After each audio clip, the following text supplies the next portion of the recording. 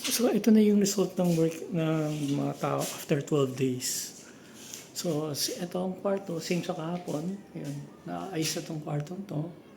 Medyo may ginawa lang ulit ng konti rito. Yung mga saksakan, pinagbubuklas ulit. Ito, nagbutas ng panibago, nagkatang panibagong kwarto. So, kaya retouch ng konti.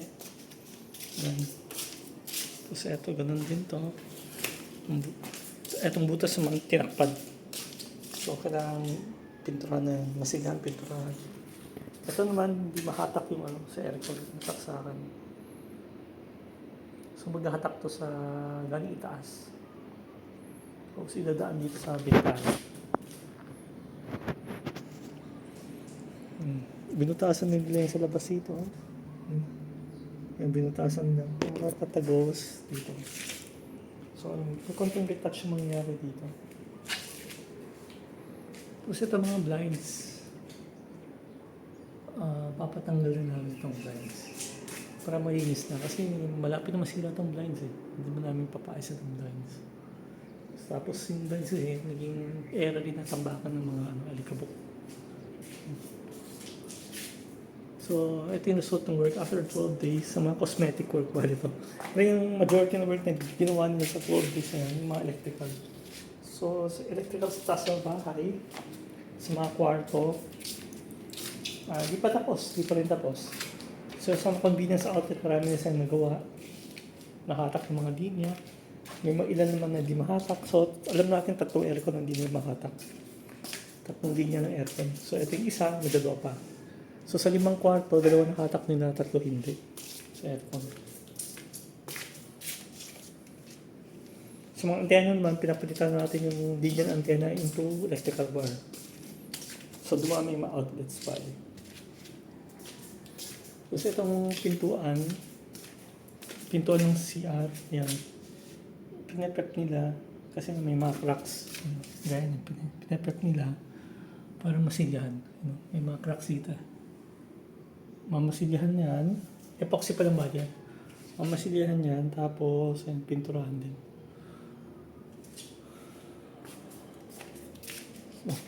Medyo malaking trabaho nga. So, ayan, yung sa isang kwarto bali. Yung sa isang kwarto nito, may electrical din dito sa ilalim. Ayan. Pero, i-close lang yan. Tinas kahapon, di na gumagana yung linya. So, i-close lang para di magulo. Electrical dito sa shower heater, sa taas sa papadaanin gaya nito.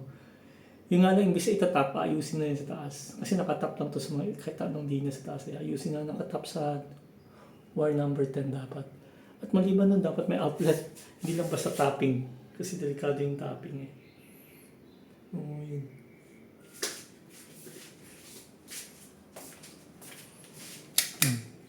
Ang gaya na, outlet dito. Outlet dito, pati ito no? Kailangan isara ng bali. So, ito yung isang kwarto. Yan. Yung sa ilaw, nagawa ng ilaw. Ito sa convenience outlet, nagawa nila. Tapos ito. Nagawa nila. Yung dalawa dyan, papalitan pa nila yan. So, gagawin nila outlet namin to. Kung pwede maging outlet, gagawin nila outlet, power outlet. Kasi yung mga dating mga dito, intercom na lines. Ito naman sa aircon to. So, itong linyang pinakatak to. Kaya buti, actually pinakatak ko sa buti. Mas simple trabaho. Ito yung pinifigure out pa nila to. Itong linya, lumang linya pa yun. Hindi pa nila mahanap saan. Kasi mga bagong wire, either red or blue lang naman yun. Wire number 10. Red or blue, wire number 10. Red or blue, rin yung wire number 12. No? Ito yung wire number 12, mas maninipis sa ilaw. Since sa convenience outlet, mas malalaki, mas makakapal.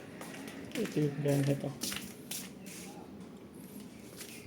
Ito, sa ilaw. Ito sa convenience outlet, ito, stuck up to. Hindi magawa. Hindi mahatak. Hindi mahatak. So, mangyayari,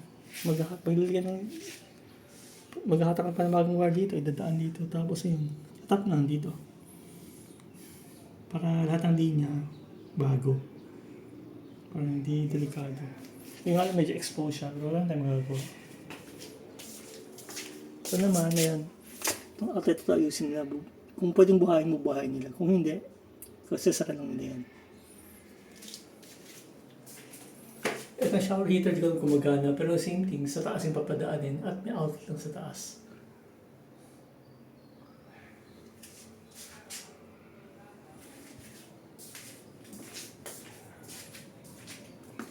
So, yun. Itong kwartong to, ayan, ito yung nakikita niya yung mga wallpaper, tuklap na. So, ito, hindi pa natin pinapatanggal kasi daming gamit pa eh. So, hindi basta-basta magagawa tayo. Kailangan magawa mo na yung ibang kwarto para malipat mga gamit. Ito palang mga itong sa labas, kailangan ayusin dito sa aircon. Same sa kabila. Kailangan ayusin ito eh, kasi kung hindi ito naayos ng ilalim, yung next na leak niya, pwedeng mag-cause ng bala. Mag-cause ng tulo, I mean. Mag-cause ng tulo at mabasa yung mga baseboard sa ilalim. Ganun din dito. Hindi na waterproofing nga tayo. So, kailangan linis at i-waterproofing nga.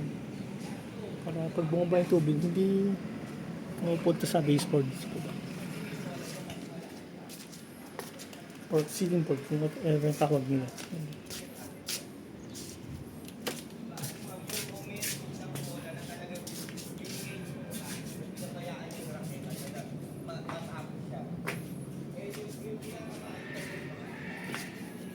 Ito yung isang kwarto na pinipinturahan nila ngayon. So, ongoing yung pagpipintura dito. Ayan. Nandiyan pa rin yung markings na tinanggal yung kahoy na nakaharap sa sliding door nito. Ito yung sinasabi natin na war number 12, red or blue lang. Ito, luma pa to kasi may dilaw. Alam mo kulay dilaw eh. Ito nakatak rin tong linya sa aircon. Napalitan na to, tinakpad na kasi nagpipintura nga pag dumadumihan. Same dito, yung labas kailangan ayusin to para di mag-cause ng leak sa ilalim.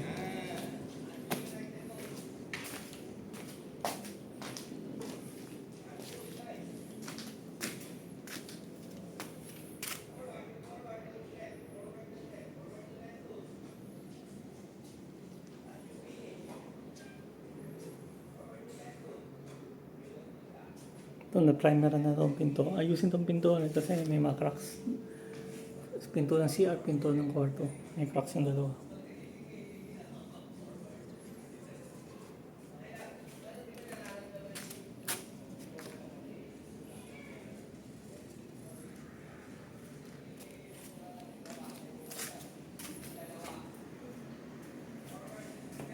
Pero yung looban ito mga kabigat.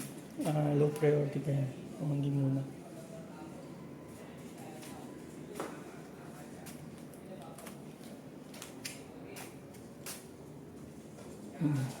Yung sa ceiling, mapapansin nyo, dahan-dahan yung kinukulayan sa ceiling.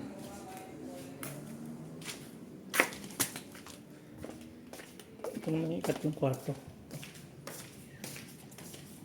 Ika-apat na kwarto pala. So, ayan. Kunting primer na rito ginawa.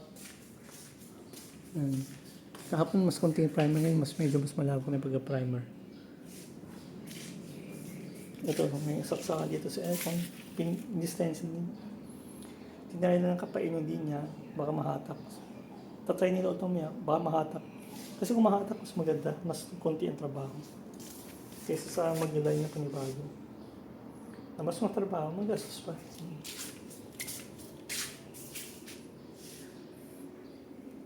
So, may primer na nangyari dito.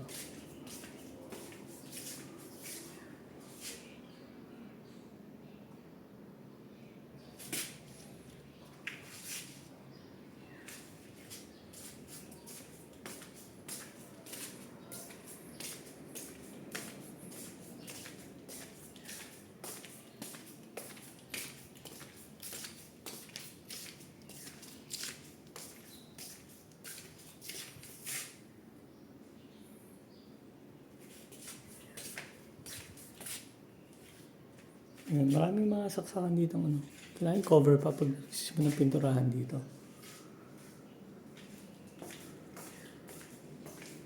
Itong kwartong to, same din. Itong labas, kailangan ayusin itong labas.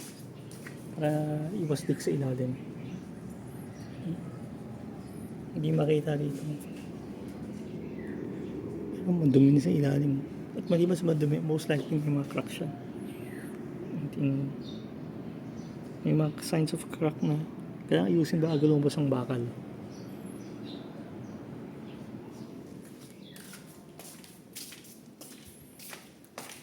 Ang addition sa gagawin sa kwartong ito, isang CR. Oh.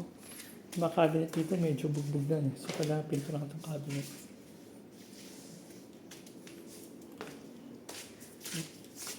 Kitang-kita na yung markings ng tubig sa cabinet.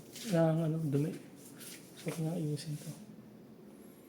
So ang visible ng mga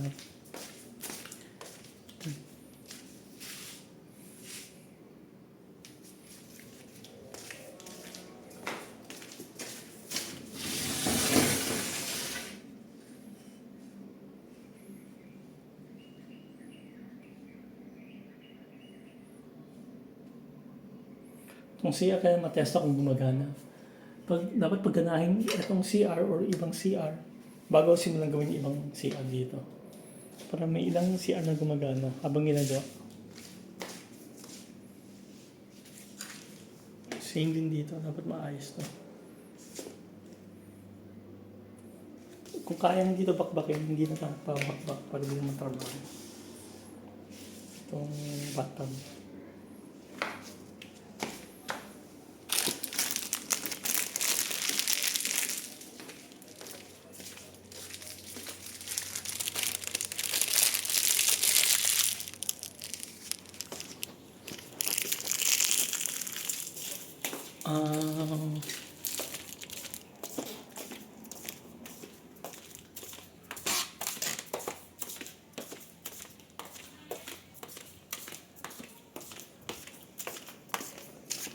Ito, naayos nila yung ganyan dito. Na-figure out nila yung ganyan dito, saka dito magkadugtong. For the longest yung question mark sa kanila saan nanggaling yan. So, ayan. Anyway, end of day 12, ito yung mga major work within the house, sa loob ng bahay.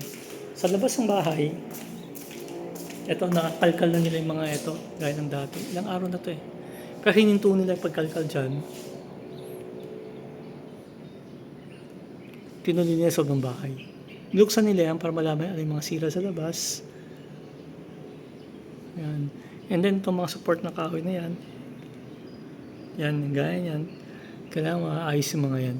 Kasi may ilan dyan mahina na. So may mga pininturahan na at kailangan palitan kung kinakailangan. Yung mga sira. Yung mga ayos pa, kailangan supportahan.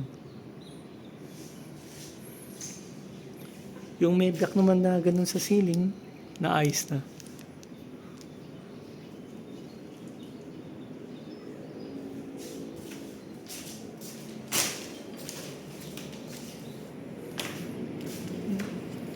Sarapan pala, sa likod madami pa. Oh.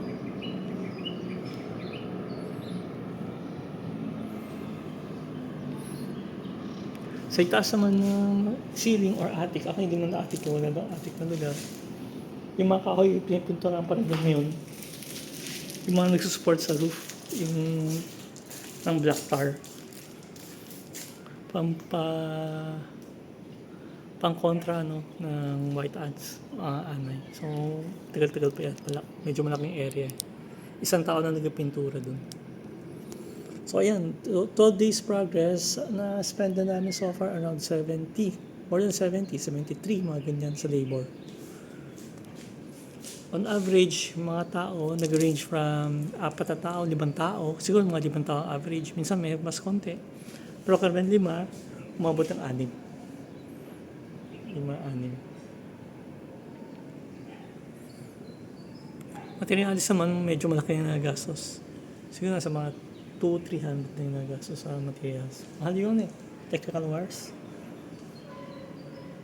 Electrical wires, ang box nasa 8,000, 7,000, mga ganyan. Yung mga ano, line 10, line 8 ganun din, medyo mahal din. Mas mura-mura yung line 12 ng konti, yung wire number 12. Yung mga pintura, mahal din yung mga pintura. Isang timba, nasa around 2 to 3. Yung waterproofing na sista, mahal din pala, nilagay sa taas sa gutter. Hindi na nakikita dito sa gutter yun. Hindi kutan yung gutter ng lahat ng ano, ng sista. Dalawang timba binili namin, saka isang galon. Isang timba nasa around 12. So, malaki-laki na gastos sa waterproofing. So, ayan. Matagal pa itong trabaho. Sa taas pa lang tayo, tapos iisang kwarto pa na natapos out of ng ilan. Pero once na matapos ng kuryente, sa taas, sa baba naman.